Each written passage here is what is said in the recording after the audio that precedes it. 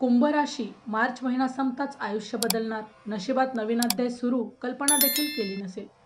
कुंभ राशी ही राशी नेहमीच भिन्न, गूढ आणि अंतरात्म्याच्या पातळीवर जगणारी असते. ज्यांना जगाचं कौतुक मिळतं त्या रस्त्यावर कुंभ राशीचा माणूस फारसा फिरताना दिसत नाही, कारण त्याचा मार्ग स्वतःच्या आत जात असतो, एकांत, आत्मपरीक्षण आणि अंतर्दृष्टीने भरलेला. कुंभ राशीच्या आत्म्याने आयुष्यात अनेक दिसत नसलेल्या परीक्षा दिल्या आहेत. त्या परीक्षा फक्त हृदयाला कळतात, डोळ्यातून वाहतात आणि कुणालाही न उमगता सहज गिळल्या जातात. समाजाने चुकीचे समजलं, प्रेमाने ओळखलंच नाही, कुटुंबाने दुर्लक्ष केलं आणि वेळेने नेहमीच उशीर ऐकलं. पण या सगळ्या क्षणातही कुंभ राशीच्या मनात एक गूढ विश्वास कायम होता. आपण एकटे नाही, कुठेतरी एक दैवी डोळा आपल्याकडे पाहतोय आणि आज तो डोळा उत्तर देतोय. आज ब्रह्मदेव सांगत आहेत, तू आता माझ्या परीक्षेतून पास झाला. तुझ्या आत्म्याला आता शांतता, सन्मान आणि स्थैर्याचं फळ मिळणार आहे. कुंभ राशीने आयुष्यभर जे सोसलं ते कुठेही उशाळलेलं नाही. त्या वेदनांनी एक ब्रह्मतेज निर्माण केलं आहे. ते आता संपूर्ण आयुष्य प्रकाशमान करणार आहे. कुंभ राशीचा माणूस हे फक्त एक जन्म नाही, तर तो ब्रह्मदेवाच्या योजनेतील एक चालतं फळ आहे, जे वेळेनुसार उमलतं. आज ती वेळ आली आहे. आज आयुष्य बदलणार आहे. आज तुमचं आयुष्य तुमच्यासारखंच उमलणार आहे. हे वळण तुमचं नाही, हे ब्रह्मदेवाचं उत्तर आहे, जे फक्त पात्रतेने नव्हे तर आत्मिक शुद्धतेने मिळतं. जानेवारी ते डिसेंबर 2026चे मेष ते मीन राशींचे वार्षिक राशी भविष्य, तसेच 2026 वर्षात घडणाऱ्या घटनांचे मासिक व साप्ताहिक भविष्यवाकित विषयक व्हिडिओ पाहण्यासाठी डिस्क्रिप्शनमध्ये दिलेल्या लिंकवर क्लिक करा.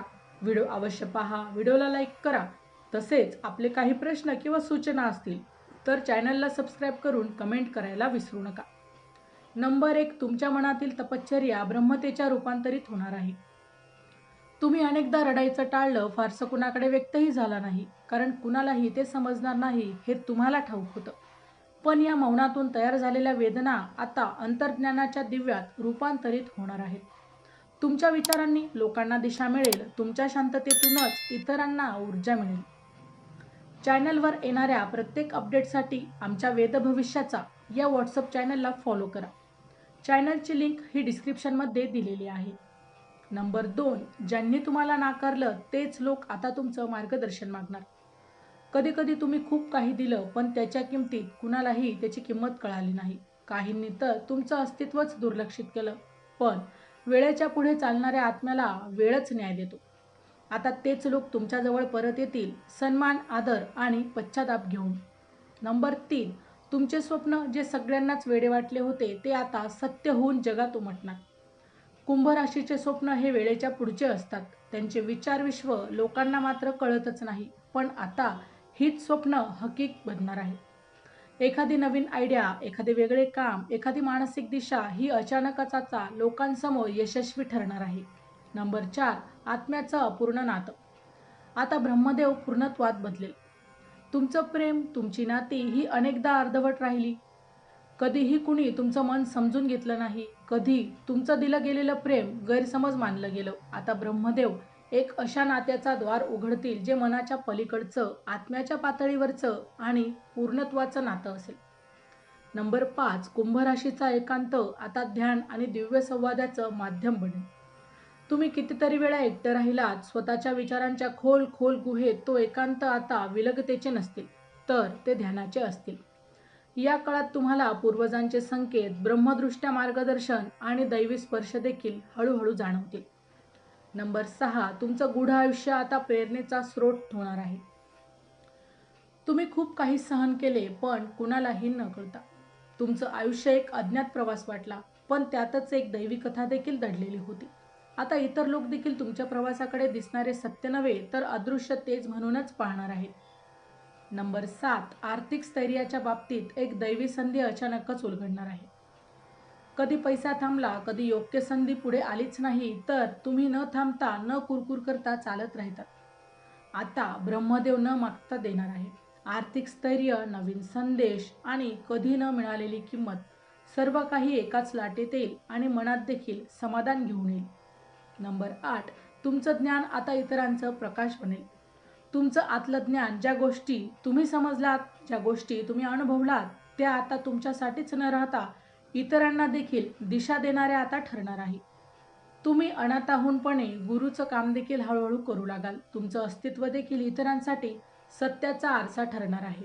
नंबर 9, तुमचं शरीर, मन आणि आत्मा एक नवीन समरसता निर्माण करेल. तुम्ही आतापर्यंत वेगवेगळ्या दिशांनी तुटलेले होतात. कधी मनात चिंता, कधी शरीर थकलेलं, कधी आत्मा शांततेसाठी भुकेलेला.